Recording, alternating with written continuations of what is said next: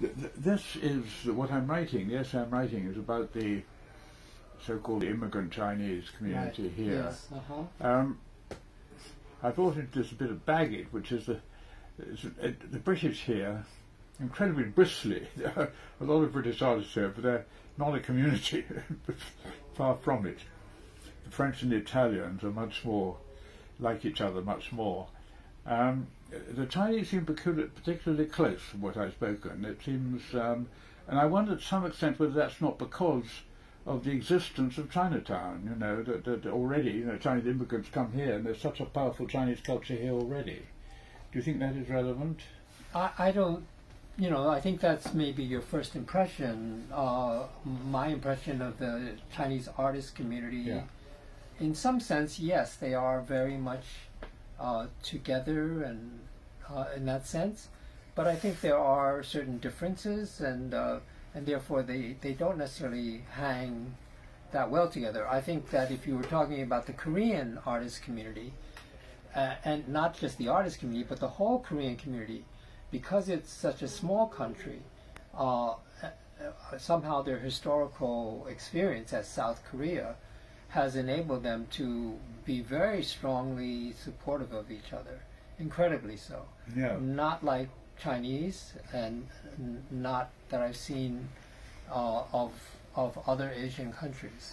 The Koreans have this very strong, highly developed aesthetic, a shared aesthetic too, of highly fabricated work. You know, beautifully made work. You mean in China? No, Korea. Korea, yes. The Korean work, yeah. Yes.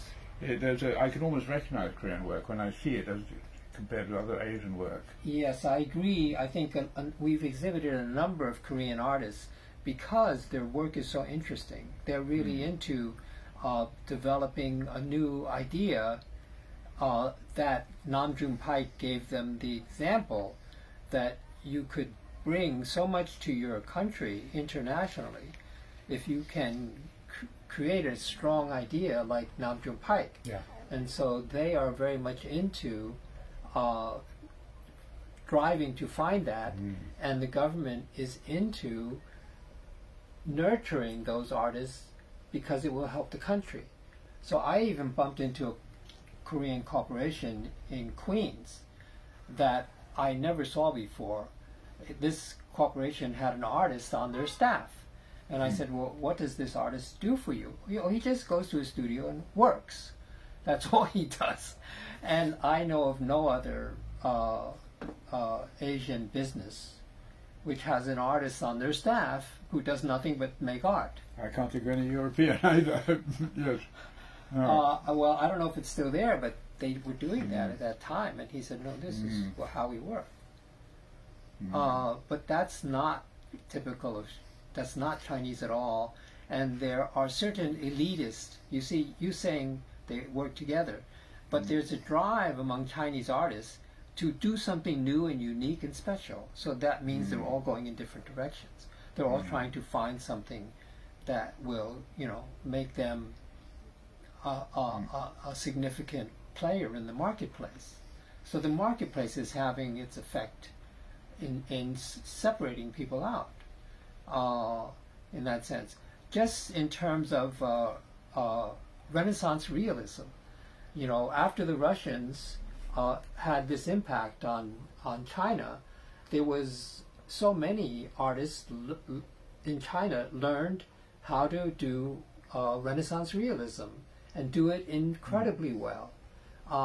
And Rockefeller had an interest in that. So at one point, he had a big show. Nelson Rockefeller. Nelson Rockefeller, wasn't it? The governor. It was. I don't know if it was the governor. I think it was one of the younger ones. Not Michael, who disappeared in New Guinea. No. But it might have been Nelson. I don't quite remember. But now I should remember the name of the Chinese artist who was doing Tibetan peasants in the farm, right, and painting them realistically. And he brought all of his millionaire friends to come and sell out the whole show, so that all those paintings went for $20,000 to $40,000, $50,000 or more.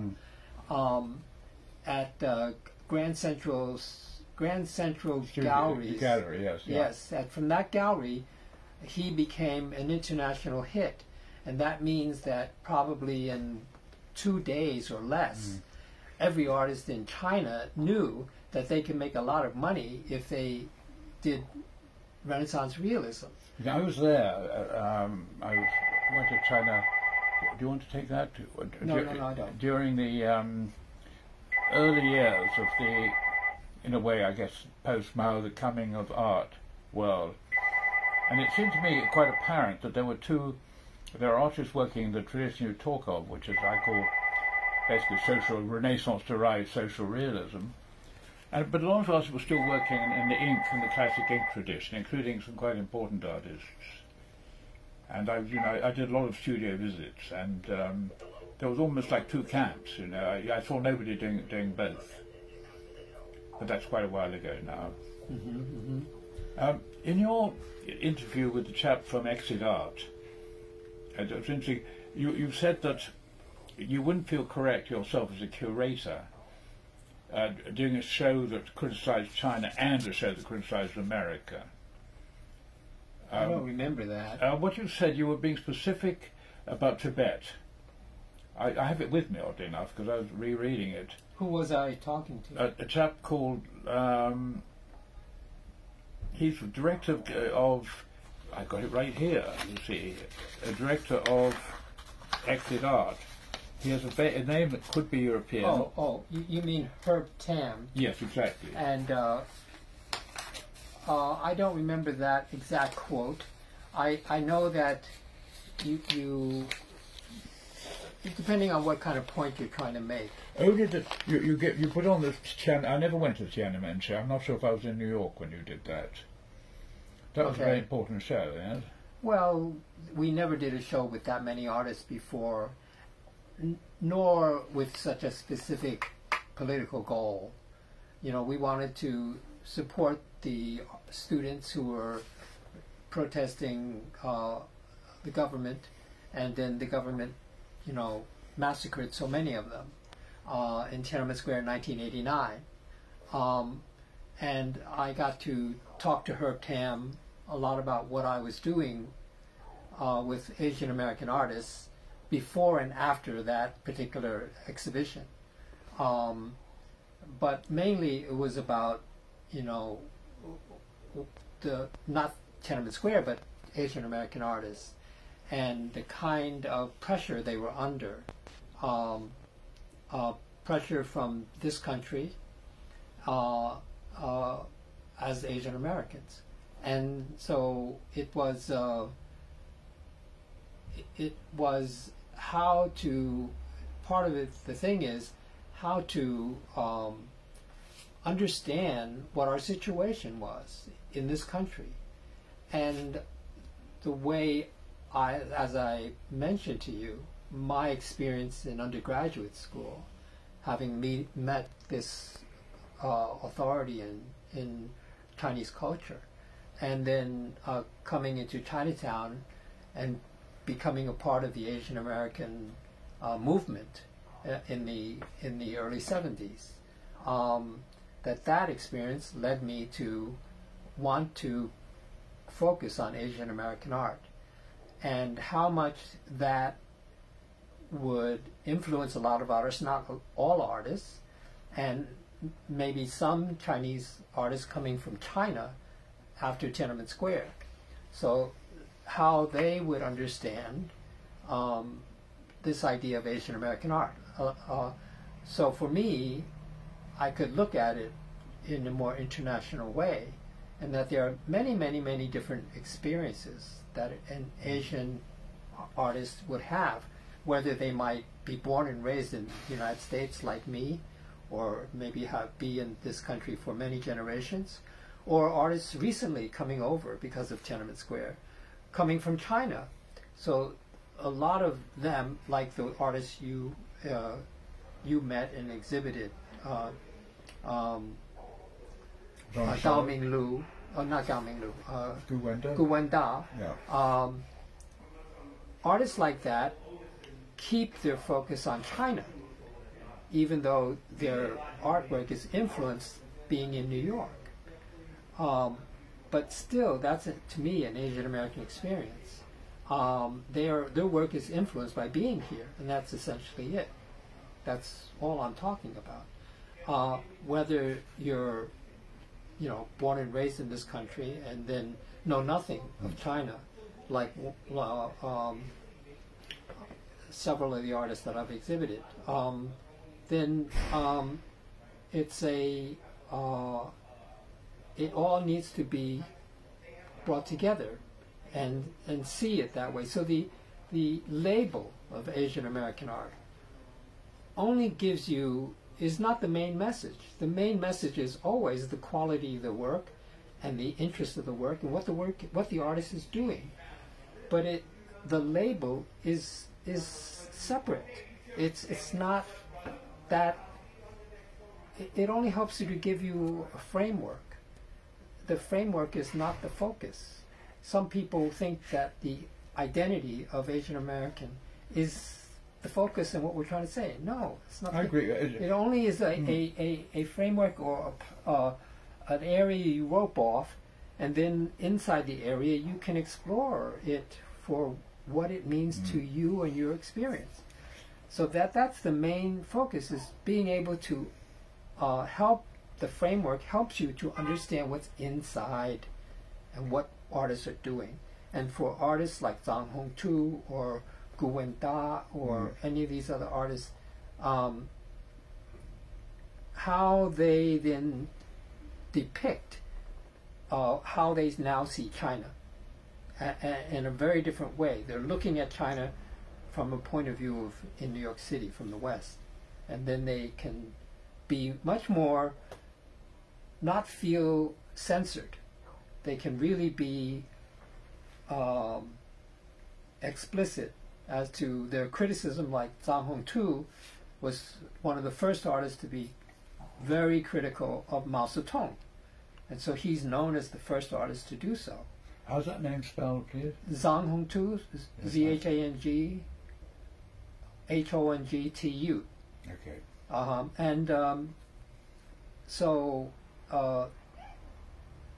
So we, this is how we get to appreciate different perspectives.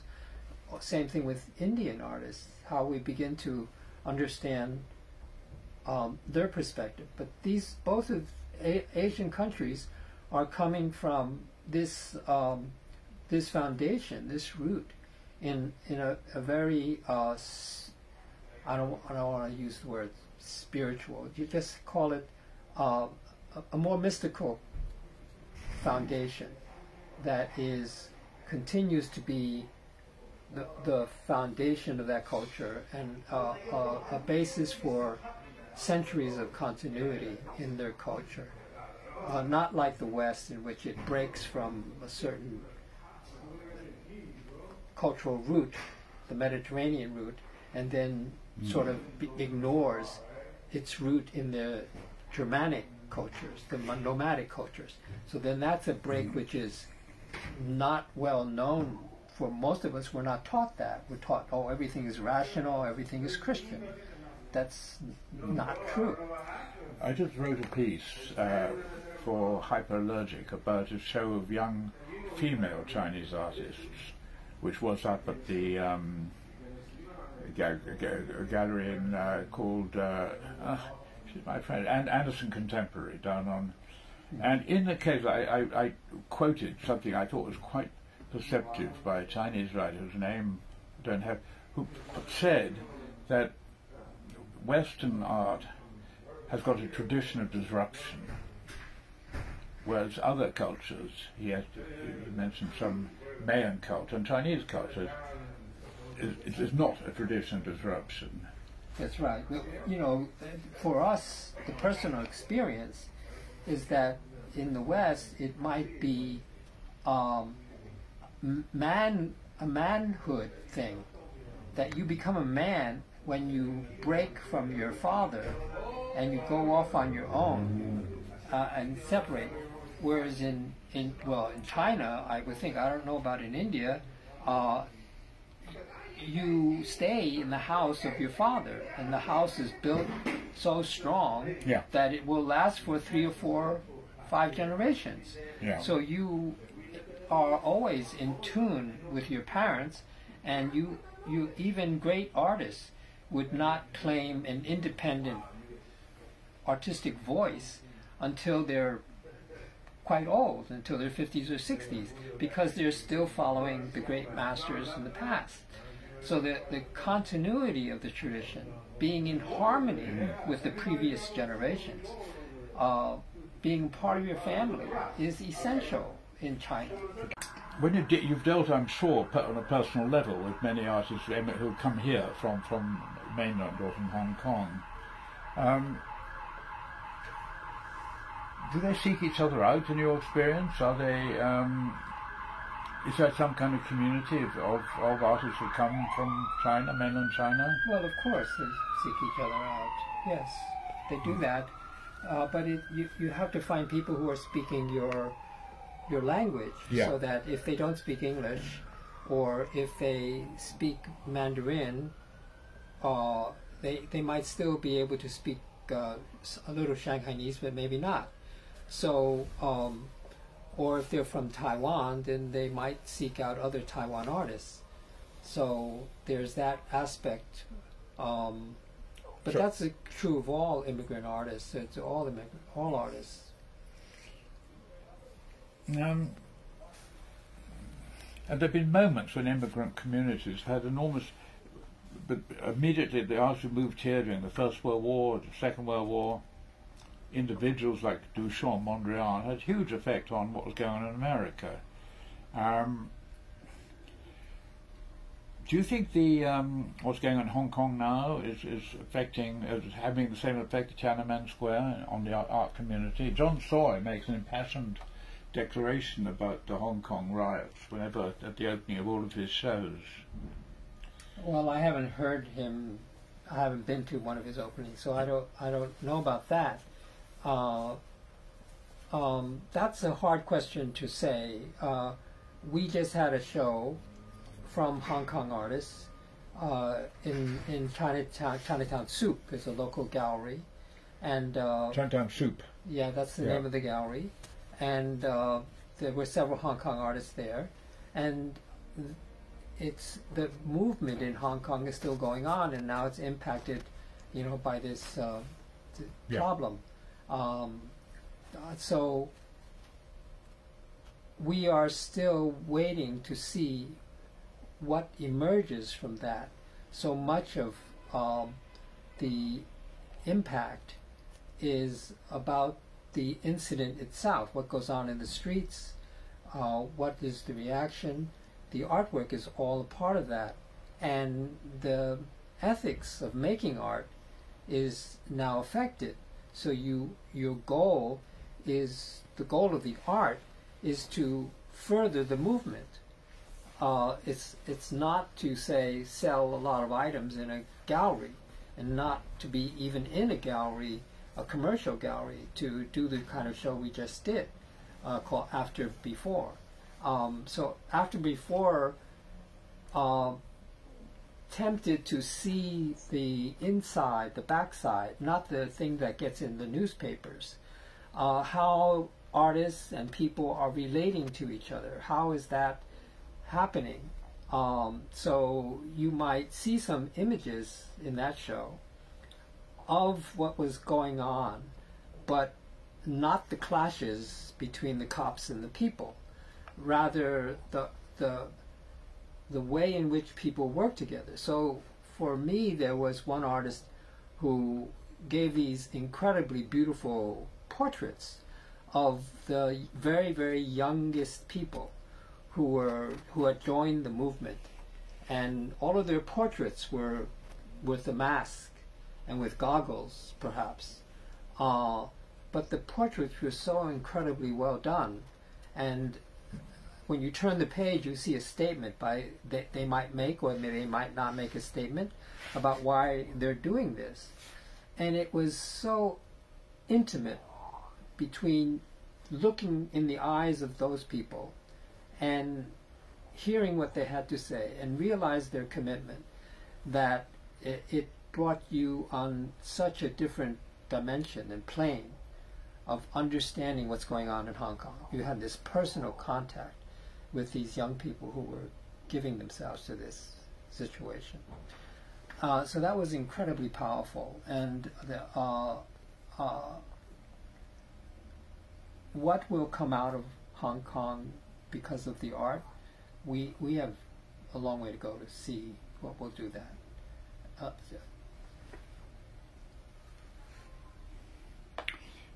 Those were horrible problems we're setting away, like Brexit, yeah. Do you have any thoughts that could close on the Chinese art community here? We haven't gone. What have I missed? I've missed a lot with my vast ignorance on this subject.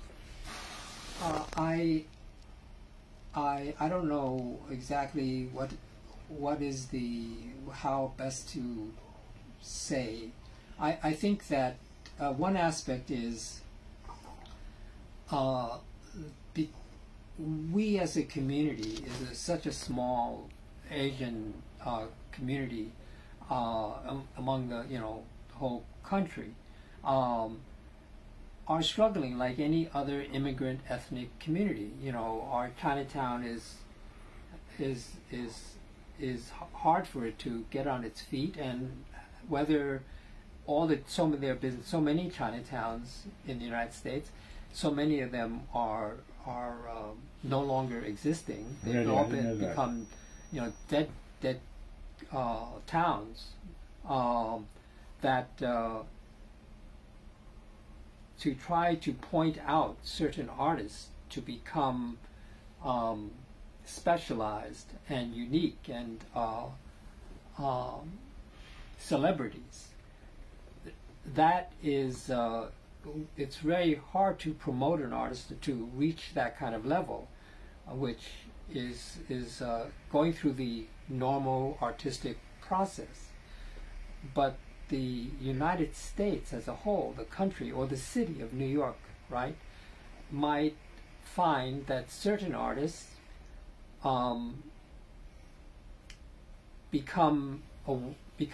get featured in the American public air because they become a symbol of Chinese artists being opposed to the Chinese government and its policies. So then those artists get a lot of backing from powerful interests in the United States, and then they become symbols of the American position, and then they become promoted all over the place. So that that kind of situation is that we get used, some of the artists get used by these kinds of the politics, international politics. But the ethnic community, the ethnic artists, the voice that I'm trying to reach is what's happening with the people. What artists really reflect what's happening with the Asian American people, and how do we really become a part, a larger city, a larger country? How are we evolving and overcoming the problems that we have, and beginning to understand each other's culture? That's sort of where I've always been focused on, and that remains something that's underfunded and undersupported.